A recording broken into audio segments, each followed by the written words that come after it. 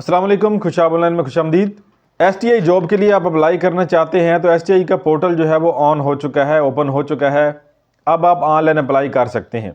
आज की इस वीडियो में आपको तफसील से बताएंगे कि आपने अप्लाई कैसे करना है, मुकम्मल तरीका जो है अप्लाई करने का वो क्या है, कौन कौन सी चीज़ें आपको रिक्वायर हैं और तमाम स्टेप के ऊपर आपको बताएंगे कि यहाँ पर आपने क्या क्या करना है।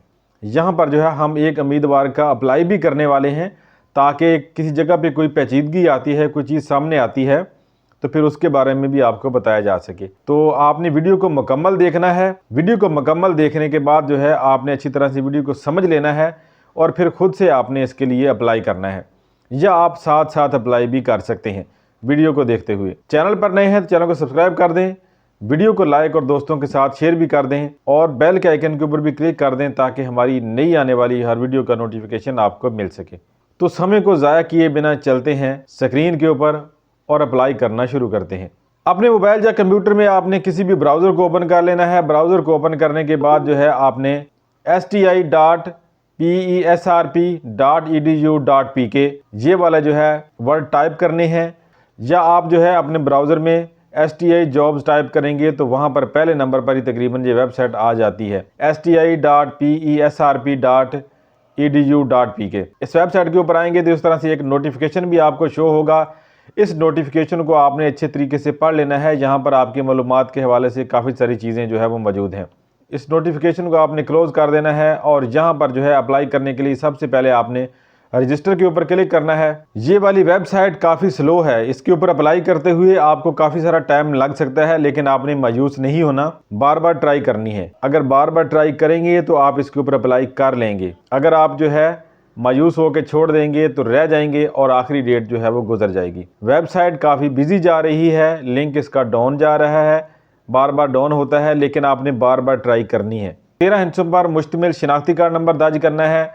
तो यहाँ पर आपने पासवर्ड क्रिएट करना है। 2 मरतबा पासवर्ड जो है आपने यहाँ पे दर्ज करना है कन्फर्म करने के लिए, और पासवर्ड आपने ऐसा क्रिएट करना है जो आपको याद भी रह सके। अकाउंट सक्सेसफुली जो है वो रजिस्टर हो चुका है। दोबारा से आपने शिनाख्ती कार्ड नंबर और पासवर्ड दर्ज करना है और साइन इन के ऊपर क्लिक कर देना है। तो अप्लाई करने का प्रोसेस जो है वो यहाँ से शुरू हो चुका है। स्टेप नंबर 1 में जो है आपने पर्सनल इन्फॉर्मेशन देनी है, first name, last name, CNIC, यहाँ पे आपने अपना ईमेल आईडी देना है, चूज जेंडर, मेल या फीमेल, मोबाइल नंबर, डिस्ट्रिक्ट, आपका डिस्ट्रिक्ट ज़िला कौन सा है, डोमिसाइल, इशून डेट, आपके डोमिसाइल जो है किस डेट को इशू हुआ था, आप शादीशुदा हैं या गैर शादीशुदा वो भी आपने यहाँ पे जो है सिलेक्ट करना है। अल्टरनेटिव मोबाइल नंबर, कोई दूसरा मोबाइल नंबर आपने यहाँ पे दर्ज कर देना है। डेट ऑफ बर्थ, आपके शिनाख्ती कार्ड और आपकी जो है डिग्रियां वगैरह उनके मुताबिक। पोस्टल एड्रेस, एड्रेस जो है आपने अच्छी तरह से मेंशन करना है, क्योंकि ज़्यादातर जो जॉब्स हैं ये आपके एरिया के हिसाब से आपको दी जाएंगी। अगर आप अपने एरिया में अप्लाई करते हैं तो आपको ज़्यादा चांसेस होंगे जॉब मिलने के। अगर आप किसी दूसरे एरिया में अप्लाई करते हैं तो वहां पर अगर कोई उम्मीदवार मुकाबले में नहीं है तो फिर आपको तरजीह दी जाएगी मेरिट लिस्ट के ऊपर। लेकिन वहां पे कोई मकामी बंदा मौजूद है, मेरिट लिस्ट में आप उससे बेहतर भी हैं, तो भी आपके चांसेस वहां पे कम होंगे, क्योंकि मकामी बंदा जो है मौजूद है और जो है वो रिक्वायरमेंट के ऊपर पूरा उतरता है तो उसको तरजीह दी जाएगी।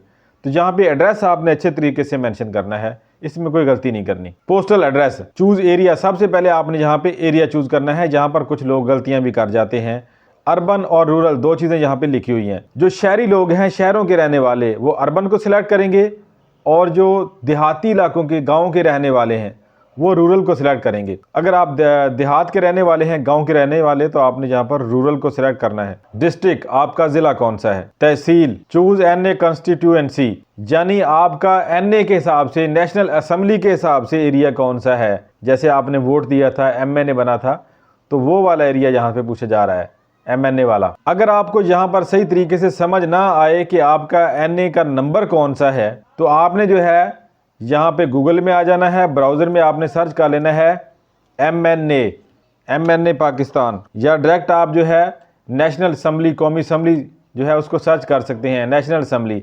जैसा कि यहाँ पर ये आ गया है नेशनल असम्बली, इसके टोटल जो है 258 मेंबर हैं। इसके ऊपर ऐसे आप क्लिक करेंगे तो आपका जो MNA होगा उसकी तस्वीर और नाम शो होगा, जिससे आपको आइडिया हो जाएगा कि आपका जो NA एरिया है वो कौन सा बनता है। चूज PP कंस्टिट्यूएंसी, यानी प्रोविंशियल असम्बली होती है, सूबाई असम्बली आपकी, जो आपका जो है MPA होता है।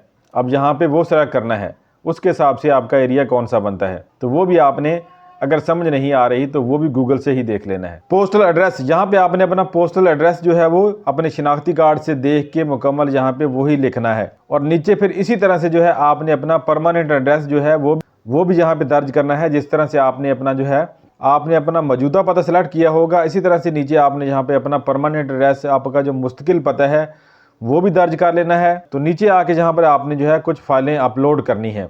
Upload a profile photo JPG या पीएनजी फॉर्मेट में 2 MB साइज़ की आपकी फ़ाइल होनी चाहिए, इससे ज़्यादा नहीं होनी चाहिए। यानी आपने अपनी फ़ोटो यहाँ पे अपलोड करनी है। पासपोर्ट साइज़ आपकी फ़ोटो होनी चाहिए और उसका बैकग्राउंड जो है वो किसी एक कलर का होना चाहिए। और नीचे दूसरे नंबर पे जो है आपने जहाँ पे अपनी CV अपलोड करनी है। अगर आपके पास CV बनी हुई है तो ठीक, नहीं तो आप जो है किसी भी आसानी से जो है किसी भी जगह से जाके बनवा सकते हैं। अटैच योर डोमिसाइल डॉक्यूमेंट, जहाँ पर आपने अपना डोमिसाइल जो है उसको अपलोड करना है, उसका साइज़ भी 2 MB ही होना चाहिए। अगर आपका डोमिसाइल जो है आपके ज़िले के हिसाब से बना हुआ था लेकिन आपकी शादी हो गई, आप लेडीज़ हैं और आप किसी दूसरे ज़िले में चले गए हैं, तो वहाँ पे जाके आपने नया डोमिसाइल नहीं बनवाया तो आप वहाँ पे अपने शौहर का डोमिसाइल जो है उसको यूज़ कर सकते हैं। और ये वाले डॉक्यूमेंट अपलोड करने के बाद यहाँ पे नेक्स्ट कर देना है। स्टेप 2 आ जाएगा जी एजुकेशनल डिटेल। अपनी तालीमी डिग्री की मालूमात आपने यहाँ पे दर्ज करनी है। एजुकेशन लेवल, सबसे पहले आपने यहाँ पर मैट्रिक सेलेक्ट करना है। Degree name, matric science computer या मैट्रिक ह्यूमैनिटीज़, जो भी आपकी है वो आपने सिलेक्ट कर लेनी है। मैट्रिक साइंस बायोलॉजी हो गया, मेजर सब्जेक्ट बायोलॉजी। बोर्ड या यूनिवर्सिटी नेम, जिस बोर्ड से या जिस यूनिवर्सिटी से आपने डिग्री हासिल की है। तो जैसा कि यहाँ पर जो है स्टार्ट डेट और कंप्लीट डेट आ रही है। अब मैट्रिक की आपकी जो सनद होती है, रिजल्ट होता है, उसके ऊपर आपको तकरीबन जो है एक ही डेट नज़र आएगी,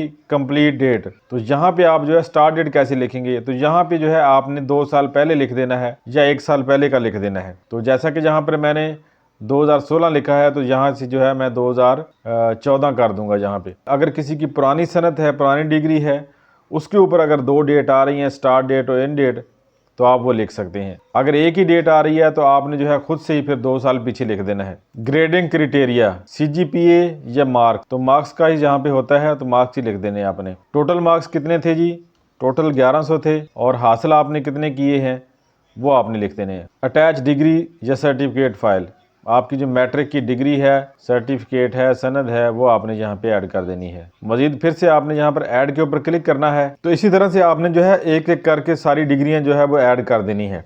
इसी तरह से आपने जहाँ पर जो है इंटरमीडिएट सर्टिफिकेट, FA के बराबर जो भी डिग्री आपके पास है उसको सिलेक्ट करना है और उसकी सारी डिटेल इस तरह से फिर ऐड करनी है। इसी तरह से फिर बैचलर आ जाएगा, BA और फिर मास्टर आ जाएगा। मास्टर के बाद भी आपके पास अगर कोई डिग्री है, MS, MPhil वगैरह या कोई और कोर्स किया हुआ है, PhD वगैरह, तो वो भी इसी तरह से आप एक एक करके सब ऐड कर सकते हैं। तो सारी तालीमी डिग्रियां ऐड करने के बाद यहाँ पर आके जो है आपने नेक्स्ट के ऊपर क्लिक करना है। वर्क एक्सपीरियंस, जिस जगह पे आपने काम किया है, जिस जगह पे आपने जॉब की है, किसी भी स्कूल में, सरकारी या प्राइवेट में, टीचिंग के हवाले से, अगर आपका वहाँ पे कोई एक्सपीरियंस है तो आपने यहाँ पे वो ऐड करना है। एक्सपीरियंस वाले ऑप्शन में यहाँ पर यस और नो का ऑप्शन है, अगर नहीं है तो नो कर देना है, अगर ऐड करेंगे तो अच्छी बात है। नेचर ऑफ एक्सपीरियंस, टीचिंग या नॉन टीचिंग, अगर टीचिंग का है तो टीचिंग कर देना है। एम्प्लॉय नेम, कौन से इदारे में किया है, इदारे का नाम लिख देना है जिस इदारे में आपने टीचिंग वगैरह की है।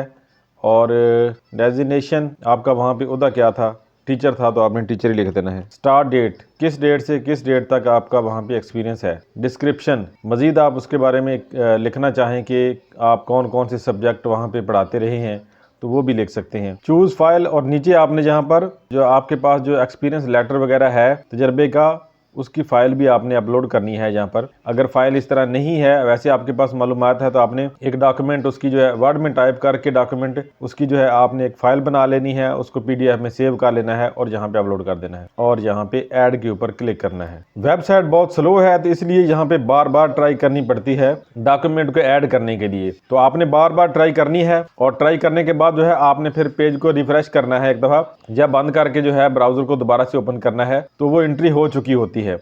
जबकि यहाँ पे अक्सर शो नहीं हो रही होती। तो इस तरह से फिर स्टेप नंबर 4 में आ जाएंगे, प्रोफेशनल क्वालिफिकेशन। अगर आपके पास कोई और डिग्री है, प्रोफेशनल क्वालिफिकेशन वगैरह कोई और है, तो आपने यस करना है, अगर नहीं तो यहाँ पे आपने नो कर देना है और यहाँ पे जो है फिर आपने सबमिट के ऊपर क्लिक कर देना है। तो इस तरह से जब आपके सारे डॉक्यूमेंट यहाँ पे अपलोड हो जाएंगे, सब कुछ आप यहाँ पे फिल कर लेंगे, आपने दोबारा से एक दफ़ा जो है होम के ऊपर जाना है और फिर व्यू प्रोफाइल के ऊपर क्लिक करना है। व्यू प्रोफाइल के ऊपर क्लिक करेंगे तो यहाँ पे इस तरह ऑप्शन आएगा अपडेट प्रोफाइल, अप्लाई के ऊपर आपने अब क्लिक करना है, क्योंकि आपने सारा डॉक्यूमेंट जो है पीछे कंप्लीट कर लिए हैं। तो आपने अपना जो एड्रेस सेलेक्ट किया है उसके मुताबिक आपकी तहसील में, आपके ज़िले में और आपकी यूनियन काउंसिल में इस तरह से जो सीटें अवेलेबल हैं STI की इस वक्त, जिनके ऊपर जो है वो यहाँ पे दरखास्तें मतलूब हैं, दरखास्तें ली जा रही हैं, वो सारी यहाँ पे शो होंगी। अब जहाँ पे जो देखें मेरे पास यहाँ पे जो है मेरे उम्मीदवार के मुताबिक 3 सीटें शो हो रही हैं, जो कि सारी तकरीबन जो है वो प्राइमरी स्कूल की हैं और जो है यहाँ पे उसका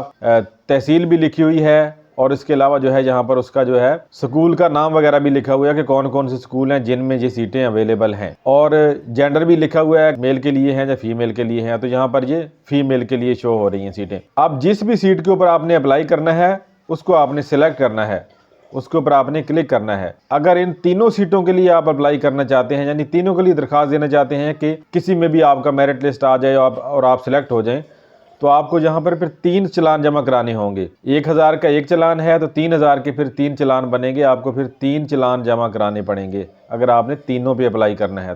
तो मैं यहाँ पे जो है एक पोस्ट को सिलेक्ट करता हूँ जिसके ऊपर अप्लाई करना चाहता हूँ, तो मैं उसको सिलेक्ट कर लूँगा। तो यहाँ पर जो है कुछ मजीद हिदायत भी आ रही हैं। Application process guide, complete your profile. पहले तो आपने अपनी प्रोफाइल को अच्छी तरह से कंप्लीट करना है, यानी आपने किसी भी पोस्ट को सिलेक्ट करना है, उसके बाद फिर पोस्ट के हिसाब से जो है आपने चालान जनरेट करना है। फिर उस चालान को जनरेट करके आपने जो है उसकी पेमेंट जमा करवानी है। पेमेंट जमा करवा के उसकी तस्वीर फिर अपलोड करनी है आके। तो मैंने जो पोस्ट यहाँ पे सिलेक्ट की है उस पोस्ट के लिए जो है मैं यहाँ पे अपलोड चालान वाले ऑप्शन पे आऊँगा और यहाँ पे जनरेट चालान के ऊपर क्लिक करूँगा। जब जनरेट चालान के ऊपर आ जाएंगे तो यहाँ पर आपने जो है अपने शनाख्ती कार्ड के मुताबिक अपने नाम की तस्दीक करनी है, हस्बैंड या फादर का नाम लिखना है, शनाख्ती कार्ड नंबर की तस्दीक करनी है और डिस्ट्रिक्ट जो है आपका ज़िला उसकी तस्दीक करनी है, तहसील की तस्दीक करनी है कि वो सिलेक्ट सही की हुई है आपने, और लेवल जो है वो सिलेक्ट करना है। जैसे कि यहाँ पे सिलेक्ट लेवल लिखा हुआ है, higher secondary school, high school,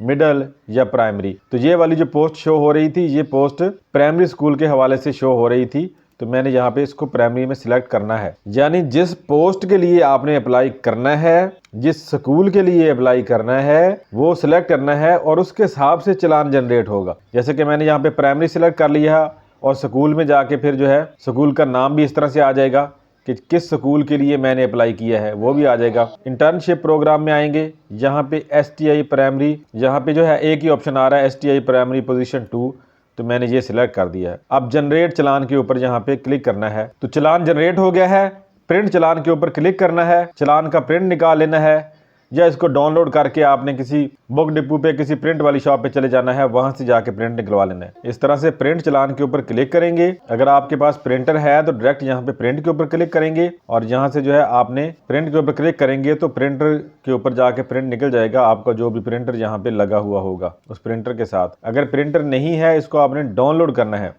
तो यहाँ पे आना है, यहाँ पे जो है डेस्टिनेशन लिखा हुआ है, सेव एज PDF, इसके ऊपर क्लिक करना है और यहाँ पे सेव के ऊपर क्लिक करना है। तो ये वाली फाइल आपके कंप्यूटर में इस तरह से सेव हो जाएगी। अब इस सेव फाइल को आप जो है अपने WhatsApp के जरिए से शेयर कर सकती हैं या वैसे मोबाइल में कॉपी करके किसी दूसरे को शेयर करके वहां से इसका प्रिंट निकलवा सकती हैं जाके। प्रिंट निकलवाने के बाद इसको जो है आपने बैंक में जाके जमा करवाना है चालान को, इसकी फीस जिस पोस्ट के लिए आपने अप्लाई करना है। दोबारा से आपने इसी वेबसाइट के ऊपर फिर से आ जाना है, दोबारा से वेबसाइट के ऊपर आना है और यहाँ पे आके व्यू प्रोफाइल के ऊपर क्लिक करना है और दोबारा से यहाँ पे अप्लाई के ऊपर क्लिक करना है। तो जिस पोस्ट के हिसाब से आपने चालान जमा कराया है, दोबारा से उसी पोस्ट के ऊपर आके फिर क्लिक करना है। जिस बैंक में जाके आपने चालान जमा कराया है उस बैंक का जो है यहाँ पे ब्रांच कोड आपने लिखना है। चालान के ऊपर जो नंबर आ रहा होगा वो नंबर यहाँ पे लिखना है और उसके बाद जो है यहाँ पे चूज फाइल के ऊपर क्लिक करके वो चालान जो आपने जमा कराया है उसकी आपने दोबारा से तस्वीर बना लेनी है और अपने कंप्यूटर या मोबाइल में ले आनी है। वहां से फिर जो है चूज फाइल के ऊपर क्लिक करके उसको अपलोड करना है।